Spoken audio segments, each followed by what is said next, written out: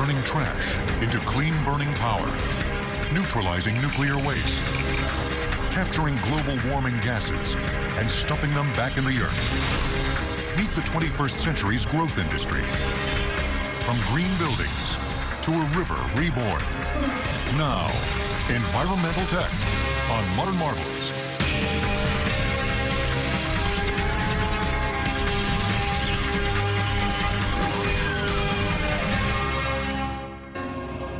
The 21st century signals a crossroads for the planet known as Earth. And for its boldest, smartest, most insatiable inhabitants, the human race. Many of our accomplishments are double-edged. Human beings have taken a staggering toll on the planet that sustains us. We've cleared 50% of the world's forests, eliminated countless species, dammed mighty rivers, and burned millions of years of stored fossil energy in a century and a half. Our greatest impact on the planet, and the greatest challenge for our civilization, will most likely be the steady climb in temperatures over the next century. A consensus of national and international scientific organizations has linked the planet's current warming trend to human-created greenhouse gases. Those gases that trap the sun's heat in our atmosphere. The most significant greenhouse gas is carbon dioxide. And the biggest source is our burning of oil, coal, and natural gas. 50 years from now, if we don't take major steps to reverse that trend, we're going to have orders of magnitude more CO2 in the atmosphere than we've ever had in scientifically recorded history, going back almost 700,000 years. The consequences of that, we know in general what they will be: floods, heat waves, shortages of water, shortages of food. We don't know what the scale will be.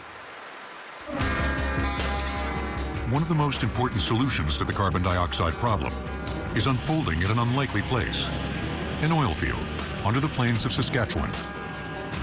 This oil reservoir, known as the Midale Field, is also a proving ground for the 21st century technology known as geologic carbon sequestration, capturing carbon emissions and burying them underground. The Midale Field, operated by Apache Canada Limited, was first drilled in 1953. It has a total capacity of 515 million barrels of oil. But as with many reservoirs in the world, the easily recoverable oil has already been extracted. The oil here at Midale is contained in rock similar to what you see here. It is rock, it's very solid, looks somewhat like a sponge, full of what they call vugs. Those vugs are filled with oil, and in some cases oil and water. What is needed to be done is to get that oil from these rocks to a well to the surface. To do that, you need pressure. Since the 1960s, water injection has been used at the Midale Field to increase underground pressure and to push the oil toward the producing wells. But a large amount of the oil will cling to the rocks, and that cannot be stripped using water. What needs to be done is a solvent has to be injected downhole to combine in a miscible manner with the oil to strip it from the rocks. Apache has found that solvent in the form of carbon dioxide. When we inject CO2 into the reservoir, it goes into solution with the oil, changes the chemical and physical properties of the oil, allows it to break the bond it has with the rocks, and therefore we can produce that oil that we wouldn't otherwise be able to do. Using CO2 to free oil from rock isn't a new technology. What's new is where the CO2 is coming from. 200 miles to the south, in Beulah, North Dakota, is the Dakota Gasification Company, which burns coal to make synthetic fuels. The process also emits a lot of carbon dioxide into the air, or it did until recently. Now the CO2 emissions are captured at the smokestacks, compressed, and sent through a 200-mile pipeline into Canada.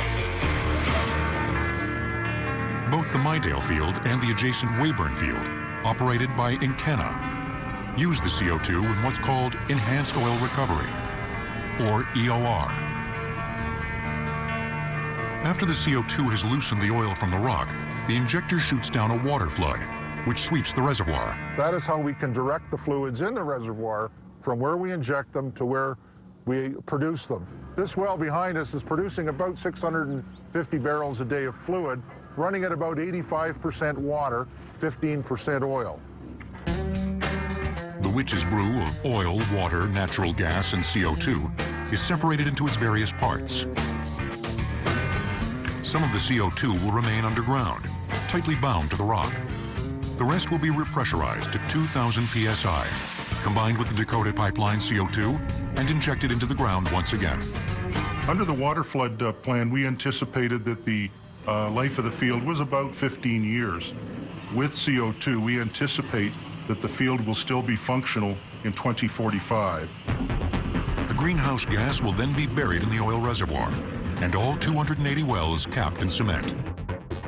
The same dense rock that trapped oil and natural gas for millions of years should trap the CO2 for just as long. Besides oil reservoirs, scientists have targeted other areas for carbon sequestration, most notably deep saline aquifers and abandoned coal beds. We now return to Environmental Tech on Modern Marvels. The global estimate for carbon dioxide emissions currently is between 23 and 24 gigatons of carbon dioxide per year. The estimates of the global potential for geological storage is around 900 gigatons. There's more than enough potential for geological storage to look after our global emissions at this point. But carbon sequestration is costly. The price tag for the Midale and Weyburn CO2 injection projects is about $200 million, not including the CO2 itself.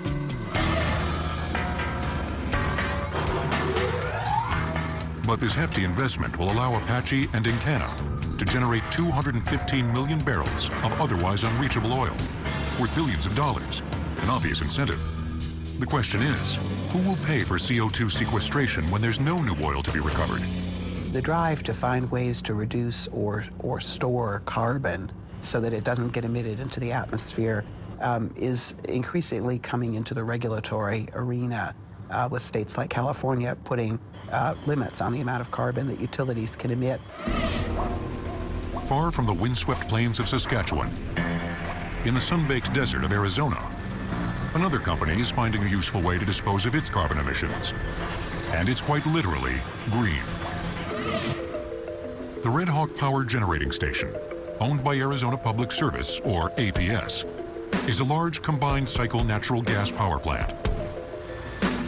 It burns natural gas to turn giant turbines, which generate 1,000 megawatts of electricity. The major waste products from burning hydrocarbons are water and carbon dioxide, which is normally emitted as a greenhouse gas. But combine H2O, CO2, lots of Arizona sunshine, and you also get the magic formula for photosynthesis. So APS teamed up with a company called Green Fuel Technologies in this bold experiment, capturing a portion of the power plant's greenhouse gases with algae. Algae has essentially one mission in life: eat CO2 and divide. And that makes it absolutely ideal to handle our CO2 greenhouse emissions issues. The CO2 and wastewater are captured from the natural gas burning flue and piped over to these bioreactor tanks. Like all plants, the algae consume the carbon as food for their growth process and release only oxygen. The process begins in the nursery, where green fuel biologists raise various strains of algae. Almost all species of algae will double in one photo period of a day for 8 hours. And in here we get 3 photo periods in the nursery. We use the wastewater from the plant to grow these algae. So we adapt these algae to this particular location, to this particular water, to this particular flue gas. That makes them very robust relative to this area. The Wonder plant is then transferred to the bioreactor, which is designed to evenly distribute sunlight and CO2 until the algae are ready to harvest. APS and Green Fuel aren't simply going to throw the algae away. If the harvested algae sludge looks a lot like oil, it's no coincidence. Like hydrocarbons, algae are chemically complex and bursting with energy. There's a 3-step process that we're looking at right now for using the algae. The first step, we harvest the oils from the algae to make biodiesel. In the second step, we take the starch that's in the algae and we make ethanol from that. And what's left of the algae are proteins, and we can use that for cattle feed. The harvested algae can also be dried and burned again in the power plant.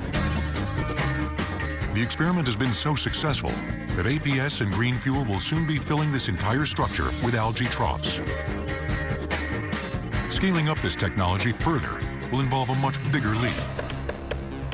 Capturing 100% of a plant's CO2 emissions will require about 2 acres of algae per megawatt, meaning a large plant like Red Hawk will need 2,000 acres. And with potentially profitable byproducts, algae's role in reducing carbon emissions may pay for itself. Reversing the carbon problem will require a number of simultaneous solutions, from saving forests and wetlands that naturally capture CO2 to expanding renewable energy technologies that never release carbon in the first place. Another solution to serious environmental crises is rising from the ground up: the green home and the green workplace. Over the course of the project, the Midale and Weyburn oil fields will sequester about 43 million tons of carbon dioxide, the equivalent of removing 8.8 million cars from the road for a year. Environmental Tech will return on Modern Marvels. We now return to Environmental Tech on Modern Marvels. To find a root cause of many environmental woes, look no further than your own home or your own office. Buildings put an immense strain on the planet's resources. Probably 50–60% of the power in this country goes not to cars, which you hear a lot about, but rather to air-conditioned heat and light buildings. Enter the Green Building. Its threefold goal: use fewer and more sustainable building materials, dramatically reduce energy and water consumption, and build without the use of toxic chemicals. Living proof is this sleek, modernist 3-bedroom house built by Living Homes in Santa Monica, California. Environmental considerations began even before construction. The Living Home consists of 11 prefabricated steel-framed modules, which were assembled on site in just one day. The prefab design greatly cuts down on construction waste. Standard home construction is extremely wasteful. 30–40% of your materials will end up in landfill. When you prefabricate, in general, on average, about 2% of your materials end up in construction waste because you use shop drawings for everything. It's very precisely cut. Recycled and sustainable materials abound, and all surfaces were built without toxic chemicals, such as formaldehyde, which is commonly used in adhesives and coatings. The counters in the kitchen are made out of newsprint or cellulose. Shower dividers that are made out of reclaimed plastic resin. Where wood is used, it's cut from a sustainably harvested stand, as certified by the Forest Stewardship Council.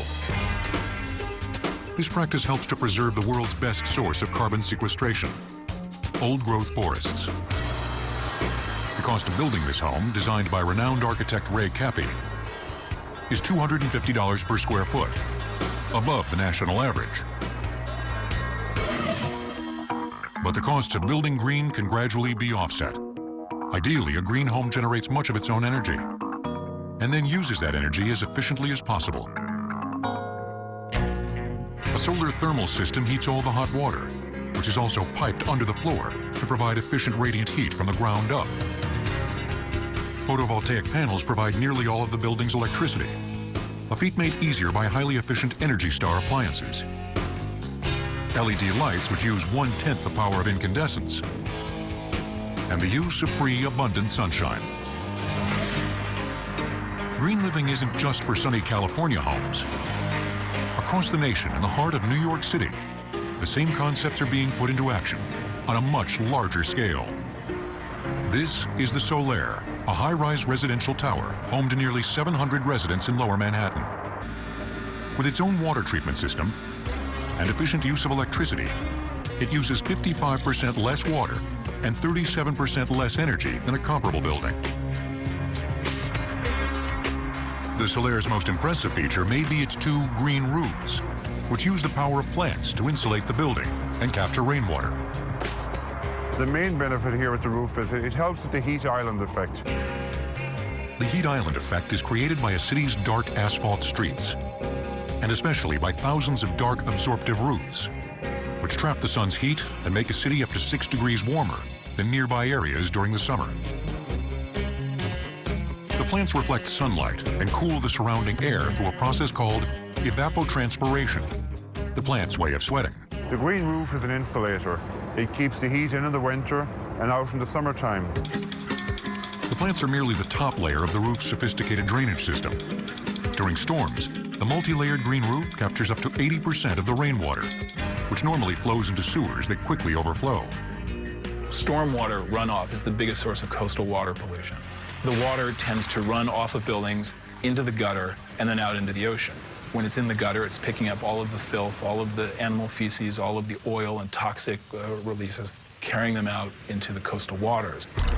Living roofs are just one of the green technologies spreading in concrete jungles like New York.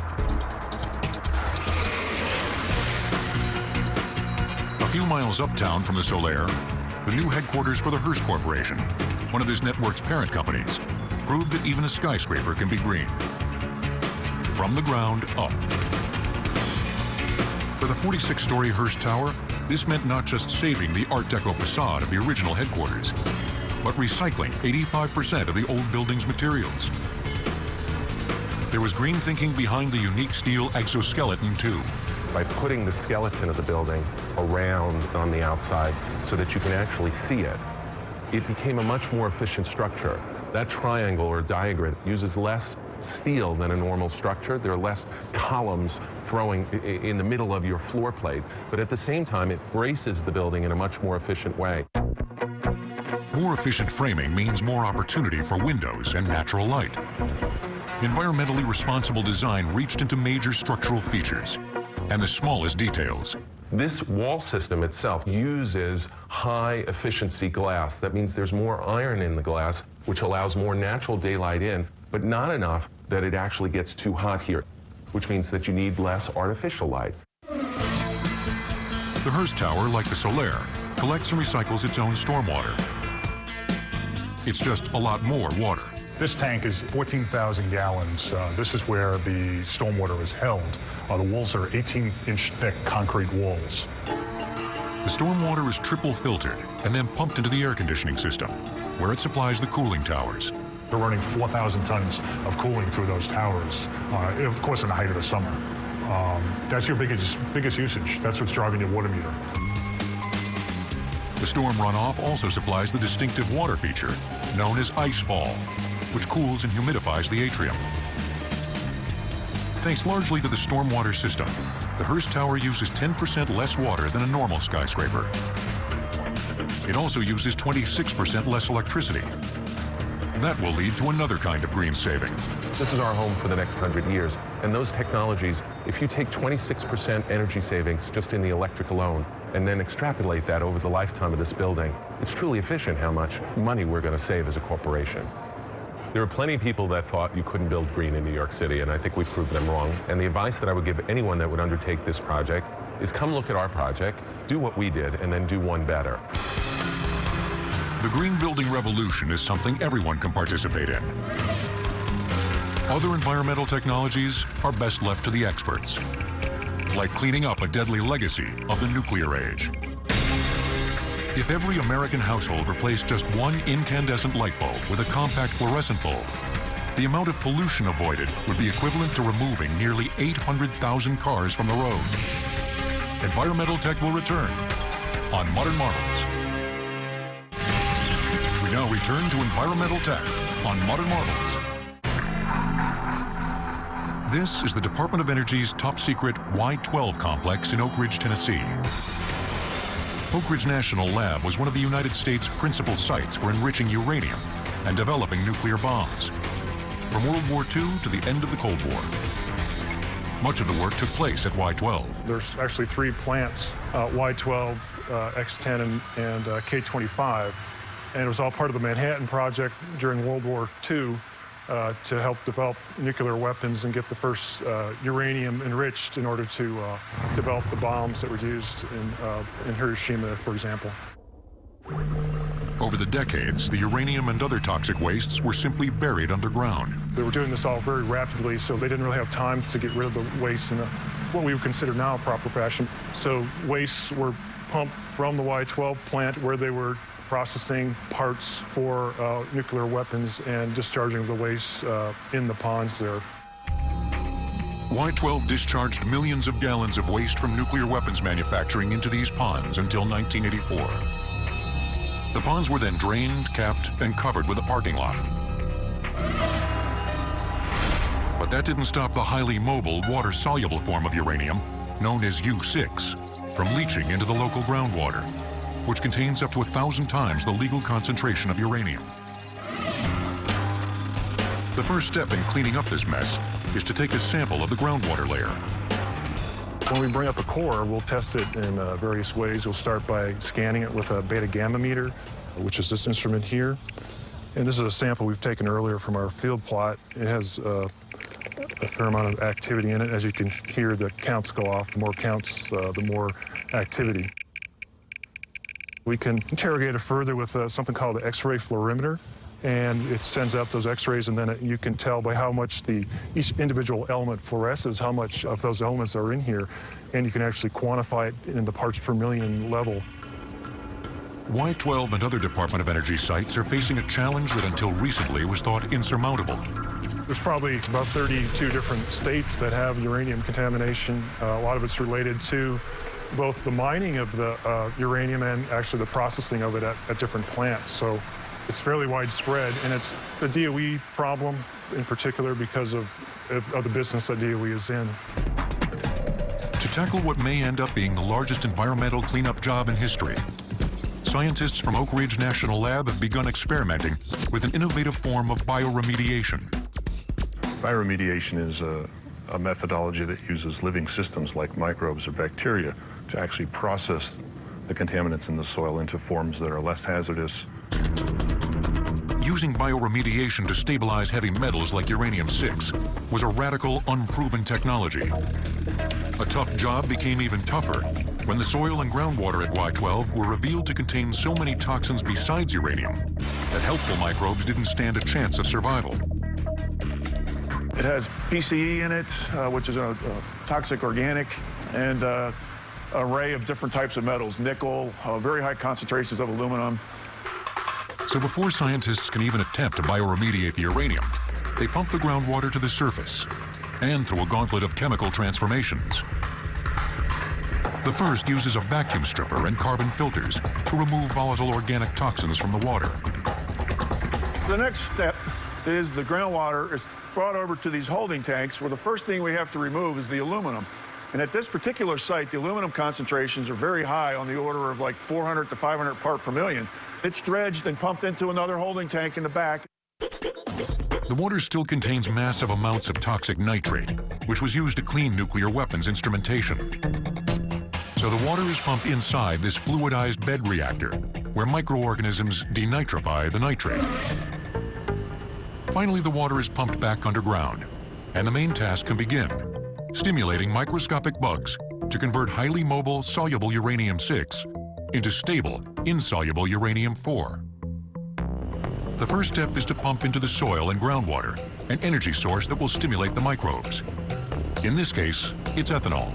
So when we put methanol or ethanol or acetate in the groundwater, we're feeding the bacteria. And when they're fed, then they have to respire. They have to use the metals to do that. As the bacteria respire, they release an extra electron, which attaches to certain metals, including uranium. Electrons, which carry a negative charge, reduce the oxidation state of uranium. That is, they lower the number of positive charges on each uranium atom. That's a very, very important feature, because if I reduce, for example, the oxidation state of uranium from uranium-6 to uranium-4, that uranium is no longer soluble in water. It doesn't flow along with the groundwater. It precipitates out and sits there in the soil in a very stable way. Thus far, the stable uranium-4 is sticking to the soil and away from the groundwater. The project's remarkable success has attracted worldwide scientific attention. Although still unproven on a large scale, it's seen as a major breakthrough in stabilizing not just uranium, but other toxic metals. For the DOE cleanup job alone, bioremediation may also save taxpayers an awfully steep bill. The estimated cost of cleaning that up using conventional technologies is something like $300 billion. The bioremediation approach can be much cheaper, actually safer, because you don't have to dig it up You don't have to truck it over roads. You don't have to expose people to it. As scientists at Oak Ridge National Laboratory continue to study this microscopic solution to a gigantic waste problem, industry is finding novel uses for other sources of waste, from paper sludge to millions of tons of landfill garbage. The Department of Energy is faced with cleaning up 1.4 billion cubic feet of contaminated soil, enough to fill 17 sports stadiums, and 1.7 trillion gallons of contaminated groundwater. Environmental Tech will return on Modern Marvels. We now return to Environmental Tech on Modern Marvels. Recycling. It's become almost a cliche of the environmental movement, and as routine as taking out the garbage. But recycling waste materials into useful products can and does have profound impacts on the environment. Take the aluminum can. 95% of the energy saved when you recycle aluminum can, for example, versus making it in a virgin manner. Nationwide, it's like 15 million barrels of oil are saved through recycling aluminum cans and whatnot. 1 ton of recycled paper saves about 30 trees, not to mention 7,000 gallons of water, 4,000 kilowatt hours of electricity, and 60 pounds of air pollutants. The paper industry is probably the second or third energy-intensive industry in the world. At Neenah Paper, located along the Fox River in Wisconsin, they're recycling a lot more than paper. Everything from water to sludge to steam power is part of a giant self-sustaining loop.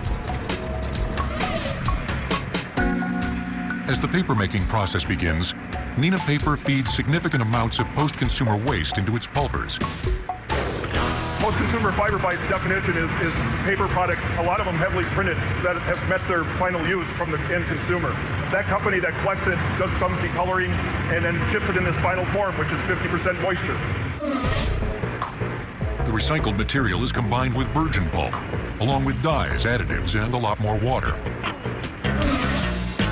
As the pulp begins its journey across the paper maker, it's composed of 90% water. The paper-making process is nothing more than a gigantic controlled process of removing water from that solution. The paper maker applies gravity, pressure, and steam heat to remove this water. The extracted water and small bits of unused pulp then move to the treatment plant. 30% of the water will be recycled back into the paper-making process.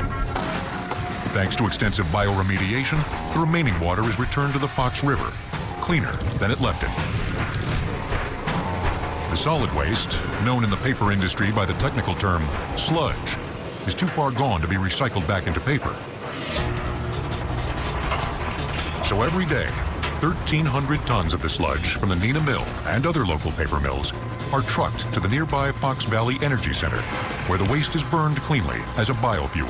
The solid portion of the sludge is about 50% paper fiber, which is good biomass material, and it burns very well. The remaining 50% of the solid material is inorganic. It's the ash, the mineral fiber, and clay, which does not burn very well. This inorganic material is melted into a glass-like substance, then flash-cooled into glass aggregate, which will be used in everything from asphalt to sandpaper. The organic portion of the sludge is burned in this 7-story boiler. This boiler is designed to produce 300,000 pounds per hour of steam at 350 pounds per square inch and 600 degrees F. This so-called green steam is then pipelined back to Neenah Paper, where it provides all the steam used to dry the paper. The green steam has almost entirely replaced the plant's natural gas boilers, which often sit idle. We've reduced our consumption of natural gas by over 80%. So it replaces a fossil fuel with something that's was a waste in the process before. So it's great energy savings, great environmental savings. Turning the sludge into steam also brings benefits to the local environment. If this plant was shut down tomorrow, the local county landfills here would be full within a year. Landfills. Traditionally, they've been the antithesis of recycling. Places where millions of tons of potentially useful material come to die a slow, unsightly, smelly death. They're also one of the world's leading producers of methane. This greenhouse gas, more damaging than carbon dioxide, is emitted as the garbage decomposes. But today's landfills have discovered how to recycle greenhouse gases into clean burning energy. At the South Shelby landfill near Memphis, Tennessee, Allied Waste has teamed up with several environmental partners to harness the power of methane. What we're standing on top of is actually waste that's been buried, at least 5 years or more. And we're standing on top of an active live gas well that's extracting methane out from subsurface.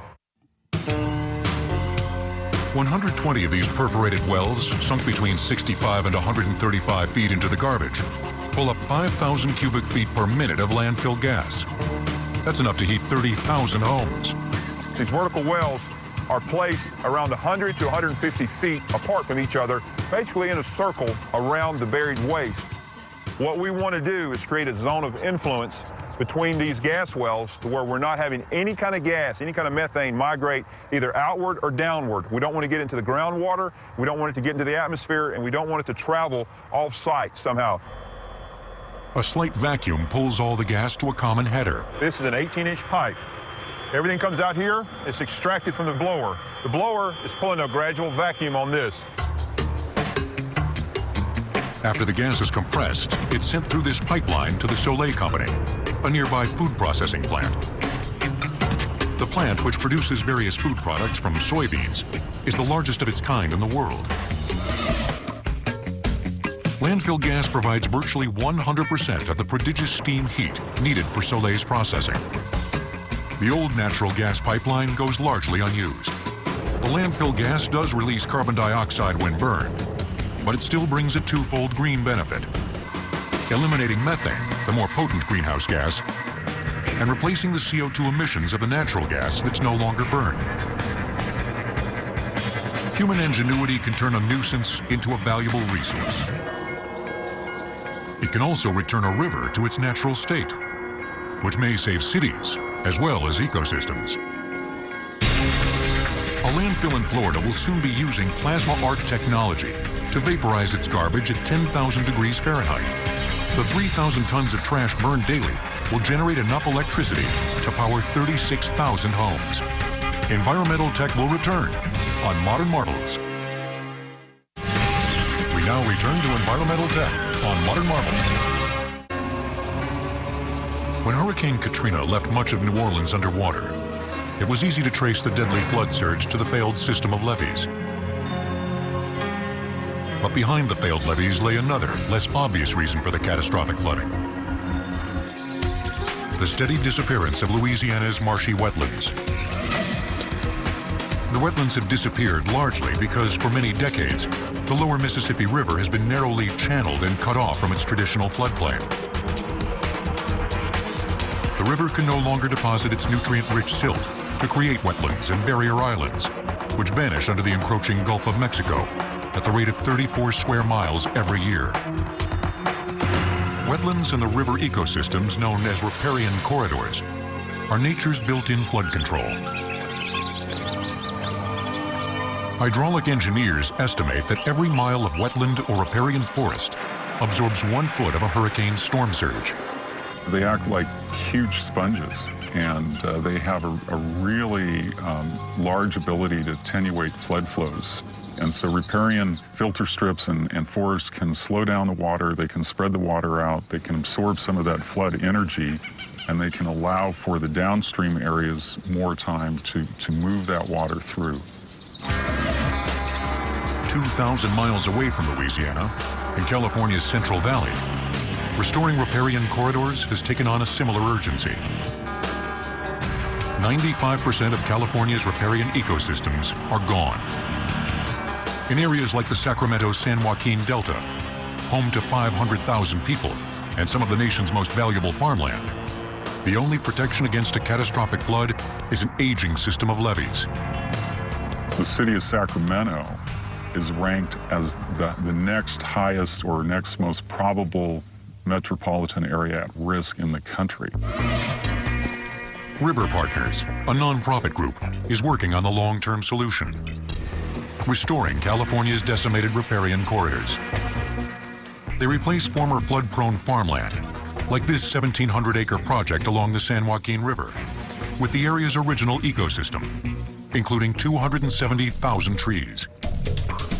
The two main goals: building a high-quality riparian habitat for wildlife and rebuilding nature's flood buffers.